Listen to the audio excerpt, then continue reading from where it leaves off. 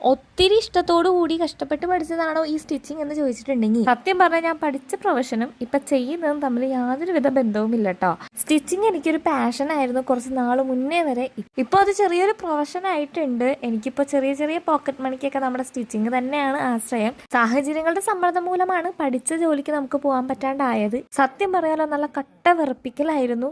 എന്നാലും ചെറുപ്പം മുതലേ ഇഷ്ടപ്പെട്ട പാഷന്റെ പുറകെ പോകാണ്ടിരുന്നത് ചെറിയൊരു സ്റ്റാറ്റസിന്റെ പ്രശ്നമുള്ളത് കൊണ്ടായിരുന്നു. നമ്മുടെ ലൈഫ് എങ്ങനെ കൂട്ടിയും കുറച്ചും കണിച്ച് നോക്കിയാലും നമുക്ക് എന്താണ് ഇഷ്ടപ്പെട്ടത് ലാസ്റ്റ് അതിലേക്ക് തന്നെ വന്നെത്തും കേട്ടോ. അതിന് ഏറ്റവും ഉദാഹരണമാണ് ഞാൻ. എനിക്ക് ഇഷ്ടപ്പെട്ട ജോലിക്ക് ഞാൻ എത്ര സമയം വേണമെങ്കിലും ചിലവാക്കും. ദിപ്പം ഇരുന്ന് സ്റ്റിച്ച് ചെയ്യുന്നത് പോലും രാത്രി 1 മണിക്കാണ് കേട്ടോ.